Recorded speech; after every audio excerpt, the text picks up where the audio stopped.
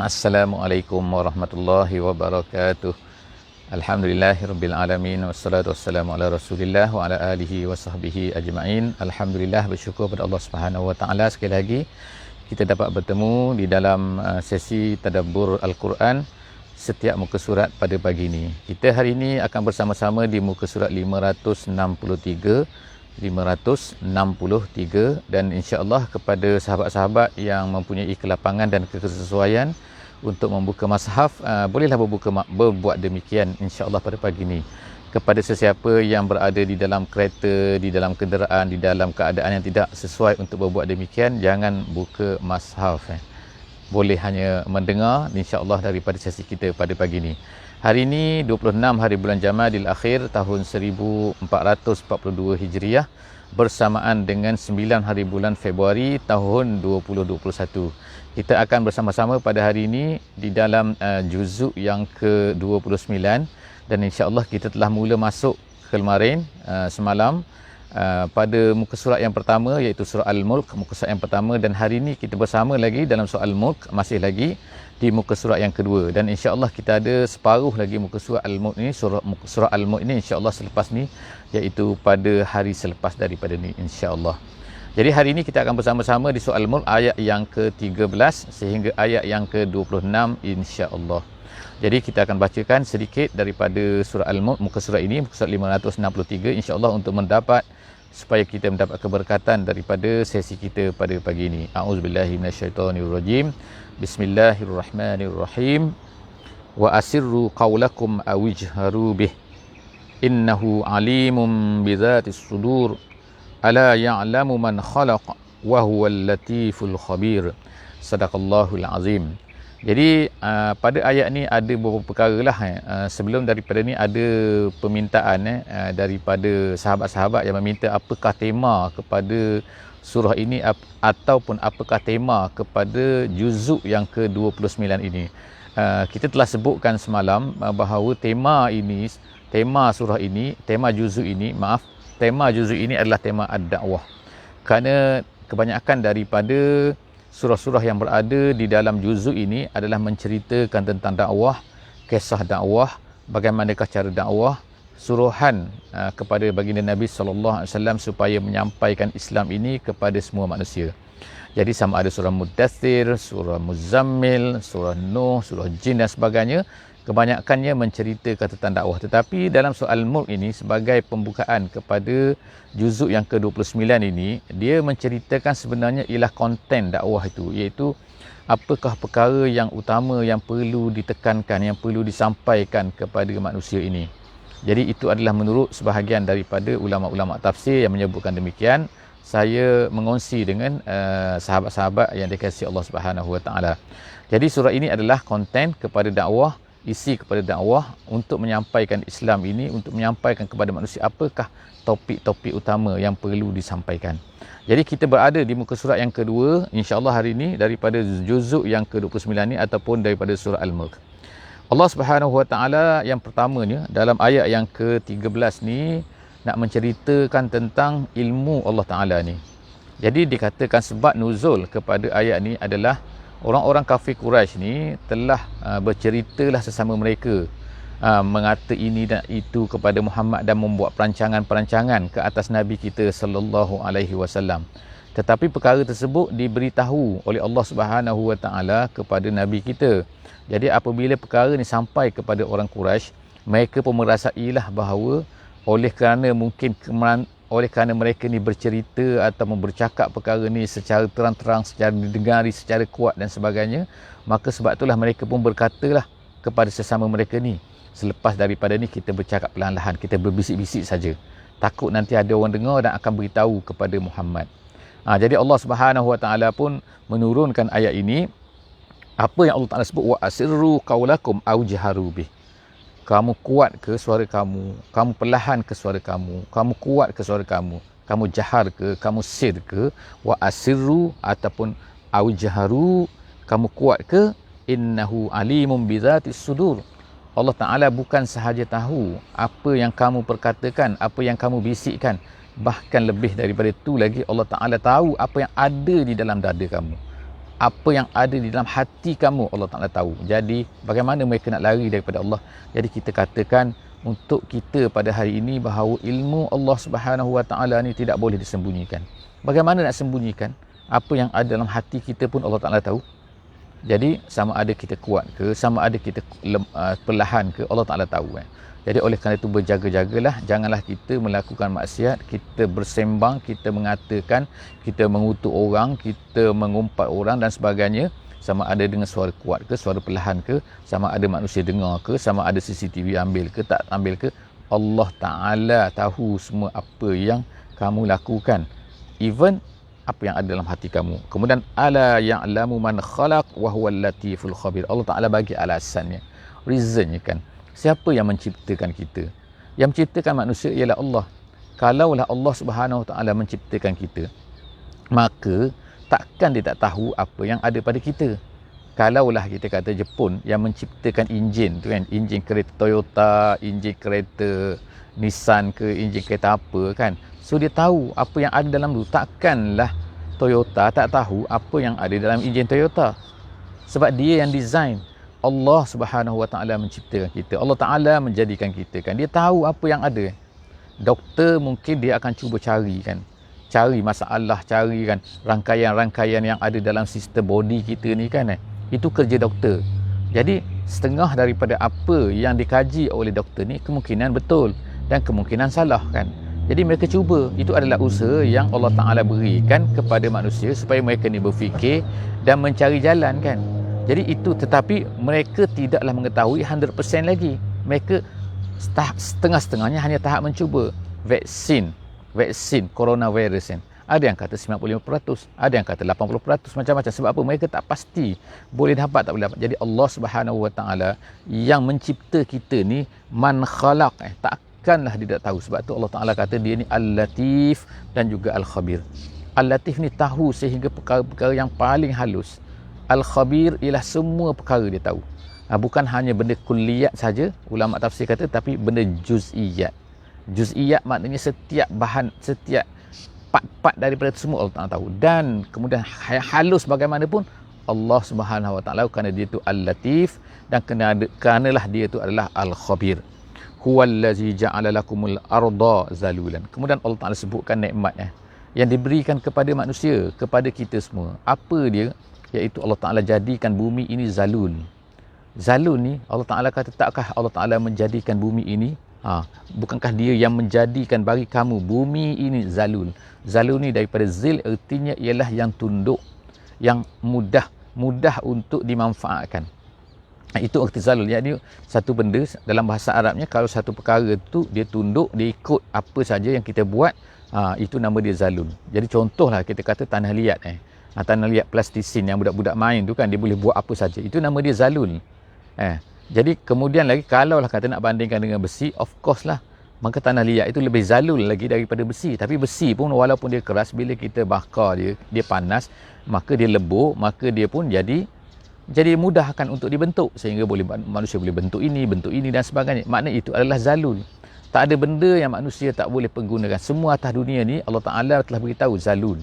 Oleh kerana dia ni zalul, famshu fi manakibiha, maka berjalanlah kamu di atas manakibnya. Asal makna manakib ni makna iaitu pertemuan di antara lengan dan juga bahu ni, ini dipanggil manakib. Kita panggil apa? Wallahu a'lam bisawab dalam bahasa Melayu, tapi asal makna manakib ialah ini. Jadi Allah Ta'ala menggunakan, orang Arab menggunakan perkataan manakib itu untuk menunjukkan kepada semua jalan, semua lorong-lorong, semua tempat dan sebagainya. Jadi Allah Ta'ala kata famshu fi manakibiha, maknanya kamu pergilah berjalanlah kamu ke ceruk-ceruk mana pun sekalipun, fi manakibiha, dan kemudian wakulu mir rizkihi, dan kamu makanlah daripada rezekinya. Disebutkan sini perkataan makan, tetapi ulama tafsir kata bukan maksudnya makan tu makan hanya makan, tetapi maksudnya ambil manfaatlah daripada apa yang dikurniakan oleh Allah Subhanahu Wa Ta'ala. Imam Nawawi menyebutkan di dalam muqaddimah majmuknya, kitab majmuk kita Imam Nawawi yang besar tu. Jadi dia ada dalam muqaddimah tu, Imam Nawawi menyebutkan, maka menjadi tanggungjawab Imam Nawawi kata kepada orang Islam semua untuk mengambil manfaat daripada apa yang Allah Ta'ala berikan di atas muka bumi ini, dan jangan lepaskan perkara ini kepada orang lain. kepada orang yang menyalahgunakan apa yang ada di bumi ini. Sehingga orang Islam sepatutnya, kata Imam Nawawi,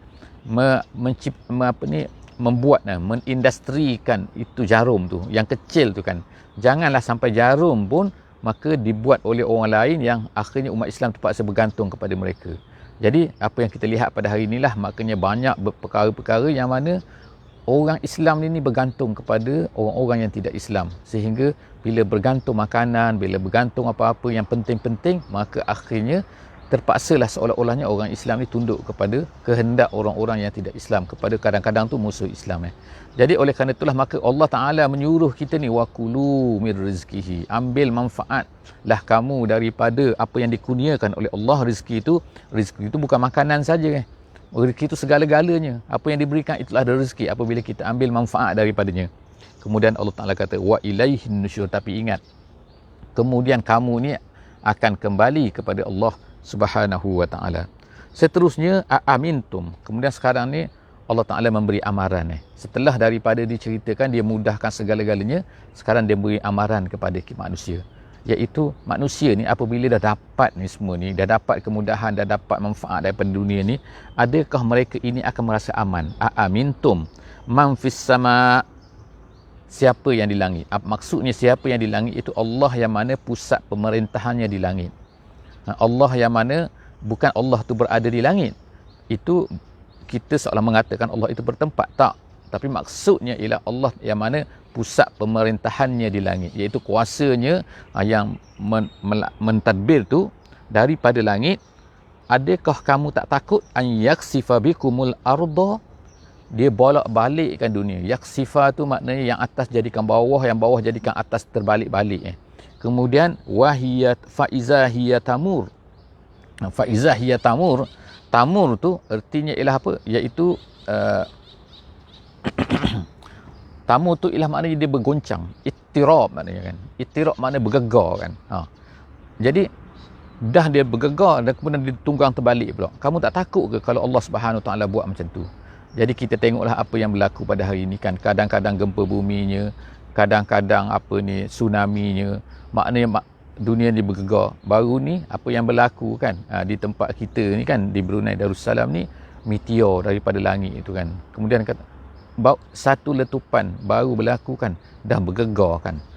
Dirasakan oleh semua orang. Dirasakan oleh orang-orang yang di Sabah, di Labuan dan sebagainya, nak menunjukkan apa, bagaimana kan Allah Subhanahu Wa Taala tu berkuasa, boleh buat, dan manusia tu tak boleh ada kuasa nak menahan. Walaupun ada tentera ke apa ke kan, kalau dah datang meteor yang besar melanda bumi ni, macam mana tentera-tentera nak buat yang ada atas dunia ni? Walaupun kita ada nuklear, kita ada atomic bomb dan sebagainya, tak boleh buat benda tu semua kan bila dia datang daripada Allah Subhanahu Wa Taala. Jadi kamu rasa selamat ke? Kamu rasa aman ke? Aamintum, Allah Taala tanya kan.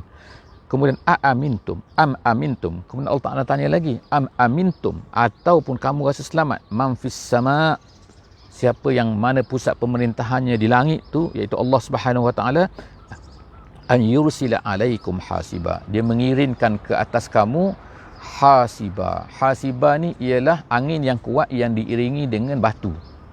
Maknanya tak kiralah batu tu berapi ke, batu tu bagaimana ke, jadi kamu rasa selamat, kamu boleh tahan ke? Kita tengoklah kan apa yang berlaku. Contohnya adalah ribut pasir, ribut batu, ataupun yang berlaku di tempat-tempat yang mana adanya gunung berapi. Dia melontarkan lavanya ke langit dan kemudian jatuh ke bumi.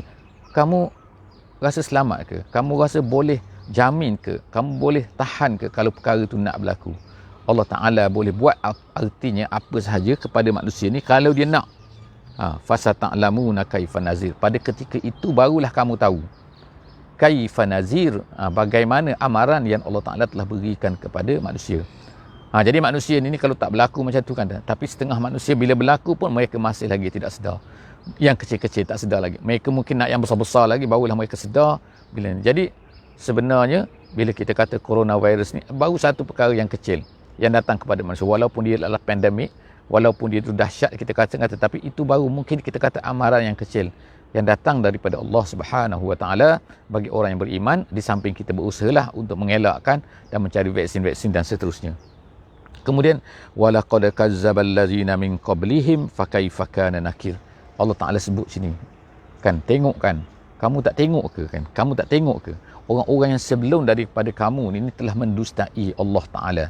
Bila mereka ni kazzaba min qabli, sebelum daripada kamu ni kan, mereka ni mendustai. Fakaifa kana nakir, bagaimana dahsyatnya nakir. Nakir tu ialah artinya ialah buruknya kemarahan Allah Subhanahu Wa Taala. Ingkari maknanya Allah Taala tu marah kepada mereka kerana perbuatan mereka tu. Jadi fakaifa kana nakir, bagaimana teruknya Allah Taala bila marah kepada kamu yang telah mengatakan mendustakan Allah Subhanahu Wa Taala. Awalam yarau ila at-tayri, kemudian seterusnya Allah Taala menyuruh kita melihat pula kepada burung. Burung yang mengepak-ngepakkan sayapnya, iaitu Allah Taala sebut sini safatin wa yaqbidna. Safatin maknanya membuka, yaqbid tu maknanya menutup. Maknanya burung tu dia menutup dan mengembangkan sayap dia. Dan dia boleh terbang. Setengah burung boleh terbang daripada hemisfer utara ke selatan, daripada musim panas ke musim sejuk, beratus-ratus bahkan beribu-ribu kilometer. Dia boleh terbang. Bagaimana? Boleh terbang tanpa minyak, tanpa petrol, tanpa apa-apa kan. Hanya dia makan saja apa yang mampu dan kemudian dia terbang. Dahsyatnya ciptaan Allah Subhanahu Wa Taala. Siapa yang menahan burung tu daripada jatuh? Burung kita tak pernah nampak dia jatuh, melepek atas bumi itu, mati kenapa? Silap terbang. Tak kan? Kapal terbang jatuh kan, kapal terbang sini jatuh, rosak teknikal dah, macam-macam navigation tak betul dan sebagainya, jatuh. Tapi burung tak jatuh kerana tu kan, kerana apa kan, kerana tak pandai terbang kan. Tapi Allah SWT, jadi Allah Ta'ala menyuruh kita ni supaya berfikir, safatin wa yaqbid ma yumsikuhunna ilar rahman. Tak ada yang pegang burung tu, yang menahan burung tu daripada jatuh melainkan Allah Subhanahu Wa Taala yang sayang kepada burung tu. Ar-Rahman, Allah Taala kata, kemudian innahu bikulli syai'in basir, dan dia ni melihat segala sesuatu. Seterusnya ayat yang ke-20. Amman hadzal ladzi huwa jundun lakum yansurukum min dunir rahman. Allah Taala tanya, ataupun kamu ni yang menentang Allah ni, yang tak percaya kepada Allah ni, kamu ada tentera yang lain yang dapat melawan Allah kan, ataupun yang dapat mempertahankan diri kamu. Kalaulah Allah Ta'ala nak ambil tindakan terhadap kamu, Allah Ta'ala nak kenakan azab kepada kamu, kamu rasa kamu ni ada tentera yang boleh menahan ke? Manusia ni lemah kan. Allah Ta'ala utuskan sedikit pun, kalau nyamuk pun, kalau mereka ni boleh mati kan. Dan bagaimana kalau penyakit yang kecil, itulah kita kata coronavirus tu, kuman yang kecil je, manusia pun boleh bergelimpangan mati kan. Kerana apa? Kerana yang kecil. Apatah lagi kalau yang besar lagi. Jadi tentera-tentera Allah ni tak ada siapa pun yang dapat menahannya kalau Allah Ta'ala nak. Jadi Allah Ta'ala tanya, kamu ada tentera lain, tentera yang boleh menahan, yang membantu kamu kalau Allah Ta'ala nak utuskan azabnya kepada kamu. Inil kafiruna illa fi ghurur. Tapi Allah Ta'ala kata orang kafir memang macam tu, mereka ni ditipu kan, rasa hebat tapi sebenarnya mereka ni lemah. Kemudian ayat yang ke-21, amman hadzal ladzi yarzuqukum in amsaka rizqah. Perkara yang kedua, Allah Ta'ala cabar mereka kan. Kalau Allah Ta'ala tahan rezeki mereka, adakah sesiapa yang boleh memberi rezeki kepada mereka? Kadang-kadang rezeki ni, ada orang ada duit banyak kan, duitnya berjuta-juta dalam bank dan sebagainya, tapi tak boleh dapat, tak boleh makan. Sebab apa? Berada di ICU contohnya kan. Berada di makan hanya melalui kabel-kabel saja. Itu saja yang mereka boleh makan. Makan susu, makan air, ataupun minum air bukan melalui mulut, melalui lengan. Sebab apa? Tak boleh Allah Ta'ala tahan kan. Jadi ingat Allah Ta'ala kalau dia tahan rezeki kan, manusia tak boleh dapat ambil manfaat. Walaupun kita ada harta yang banyak, ada rumah yang besar, ada kereta, ada pangkat, ada apa, tapi apabila Allah Ta'ala tahan, maka tak boleh ada sesiapa pun yang boleh mengganggu apa yang Allah Subhanahu Wa Taala nak. Jadi Allah Ta'ala ingatkan situ kan, siapakah yang dapat memberi kamu kepada rezeki lagi jika sekiranya Allah Ta'ala tahan? Amsaka rizqah ballajju fi utuwin wa nufur. Tapi manusia ni tetap berada pada laju. Laju ni maknanya berterusan dalam perdebatan, nak berdebat juga. Ballajju fi utuwin, dalam utuwin ni utuwin tu maksudnya dalam kesombongan. Wa nufur, jadi mereka ni tetap sombong, nak berdebat juga, nak lawan juga dengan Islam ni, dan kemudian mereka ni nufur ni lari daripada kebenaran. Nafara tu makna lari, nufur mereka ni tetap lari daripada apa yang benar. Jadi Allah Ta'ala kata afaman yamshi mukibban ala wajhi. Allah Ta'ala pun buatlah perumpamaan kan, orang yang berjalan mukibban ni maknanya orang yang jatuh pada muka dia tu ada atas tanah. Itu mukibban, tersembang lah katakan, tersembang di atas muka bumi itu kan. Orang yang tersembang macam tu di atas muka bumi itu, adakah sama dengan orang yang berjalan cantik kan, tegak maknanya kuat kan, lurus macam tu kan, maknanya kepala di atas, kaki di bawah macam. Adakah sama dengan orang yang tersembang ke bumi tu, mukanya di bawah tu kan, kaki yang terkangkang ke atas tu, adakah sama? Allah Ta'ala minta kita supaya kita ni berfikir, adakah orang yang begitu keadaan dia, muka dia tu di bawah tu, ahda amman yamshi sawiyan ala siratim mustaqim, sama ke dengan orang-orang yang berjalan cantik? Adakah itu lebih baik ataupun ini lebih baik? Yang berjalan elok tu ataupun yang sesembang berjalan merangkak dengan muka di bawah tu, itulah lebih baik? Kalau ada orang tak nampak lagi perkara ni, tak tahulah. Sebab tu Allah Ta'ala kata itu memang pelik lah kan. Itu Allah Ta'ala tanya afaman kan, afaman, tapi di situ maksudnya ialah bal, maksudnya kan. Kul, bal tu maksudnya bahkan lah, bahkan maknanya sebenarnya ialah lebih buruk lagi. Jadi kul huwallazi ansha'akum wa ja'ala lakumus sam'a wal absara wal af'idata qalilan ma tashkurun. Allah Ta'ala kata bahkan dialah yang telah menciptakan kamu. Dia memberikan kamu apa? Iaitu yang pertama, memberikan kamu as-sam'a, pendengaran, memberikan kamu al-absar, iaitu mata kan, wal absar, kemudian berikan kepada kamu al-afidah, hati kan. Dengan tiga-tiga perkara ni, iaitu dengan ada pendengaran, dengan ada penglihatan, dengan adanya hati, kita boleh berfikir, kita boleh tahu kan satu benda ini, perkara ni dan sebagainya. Semua tu adalah pemberian Allah Subhanahu Wa Taala. Qalilan ma tashkurun. Tapi manusia yang dapat ketiga-tiga ni pun sikit saja yang nak bersyukur kepada Allah Subhanahu Wa Taala. Jadi moga-moga Allah Subhanahu Wa Taala menjadikan kita ni orang yang bersyukur, insya-Allah, dengan apa yang diberikan oleh Allah Taala tanpa bayaran ni kan. Telinga kita, mata kita dan hati kita. Dan seterusnya, kul huwallazi zara'akum fil ardi wa ilaihi tuhsyarun, ayat 24. Allah Subhanahu Wa Taala kata zara'akum ni, kul kata. Allah Taala kata kul, katakan wahai Muhammad. Makna ini kali yang ketiga lah kan. Atas tu banyak dah kul kan. Nabi Allah Subhanahu Wa Taala menyuruh Nabi ni berkata kan, memberitahu, kul, katakan Muhammad kepada mereka ni, siapakah yang zara'akum? Zara'akum artinya mengembang biakkan kamu. Zara'a ni maknanya satu benda yang wujud kemudian dibanyakkan. Jadi pada zara'a maknanya ialah al-iksar, kata. Al-iksar minal mawjud. Satu benda yang dibanyakkan daripada satu benda yang dah ada. Jadi Allah Subhanahu Wa Taala yang membanyakkan kamu. Mengembang biaklah, kita katakan, menjadi ramai. Zara'akum fil ardi, di atas muka bumi ini, wa ilaihi tuhsyarun, tapi ingat, kamu dah ramai ni, ke mana kamu nak pergi? Akhirnya balik ke tanah. Bukan balik ke tanah, tapi sebenarnya inna lillah wa inna ilaihi raji'un, artinya berjumpa balik yang penciptanya, yang menciptanya, iaitu Allah Subhanahu Wa Taala. Dan ayat yang terakhir, yang kedua ni, wa yaquluna mata hadzal wa'du in kuntum shadiqin, tapi orang kafir tetap juga mengatakan apa? Mendustakan apa? Mereka kata, bila lagi yang kamu janji ni Muhammad? Bila lagi? Wahai orang Islam, dia tanya, wahai orang dakwah yang kamu kata ni, bila kiamat ni, bila? Jadi mereka katakan, wa yaquluna mata hadzal wa'du, bila lagi yang kamu janji ni, yang kamu beritahu kami ni, in kuntum shadiqin. Dia kata, kalau kamu betul, mana tak ada pun. Jadi Allah Subhanahu Wa Taala beritahu kepada Nabi kita sallallahu alaihi wasallam, katakan kepada mereka, kepada orang yang bertanya tu, orang yang tak percaya tu, kul innamal ilmu indallah, perkara ni serah pada Allah Subhanahu Wa Taala, ilmunya di sisi Allah. Allah Taala saja tahu, aku pun tak tahu. Beritahu kepada mereka, maknanya Muhammad pun, Nabi pun tak tahu bila akan berlaku kiamat dan sebagainya ni kan. Tu serahkan kepada Allah Subhanahu Wa Taala. Tapi yang penting aku ni apa? Innama ana nazirum mubin, aku hanya pemberi amaran saja. Bila berlaku, wallahu alam kan. Bila kiamat akan berlaku, wallahu alam bisawab, Allah Taala saja tahu, aku hanya memberi amaran. Jadi itu dengan akhir ayat tu, ayat yang ke-26 pada hari ini, pada muka surat 563. insya-Allah kita akan sambung lagi sedikit lagi daripada surah Al-Mulk ni esok hari, insya-Allah. Setakat tu saja. Jangan lupa untuk share, jangan lupa untuk like, jangan lupa untuk follow Facebook kita, insya-Allah. Moga-moga kita akan mendapat notification, insya-Allah, setiap hari, dan beritahu kepada sahabat-sahabat yang lain, kawan-kawan kita semua, supaya dapat mengikuti bersama-sama. Bagi mereka yang ingin untuk bersama-sama mengikuti tafsir ringkas 30 minit setiap hari, insya-Allah. Setakat itu saja. Kita tutup dengan membaca surah Wal Asri. Bismillahirrahmanirrahim. Wal asri innal insana lafi khusr illa allazina amanu wa amilus solihat wa tawasau bil haqqi wa tawasau bis sabr. Wassalamu alaikum warahmatullahi wabarakatuh.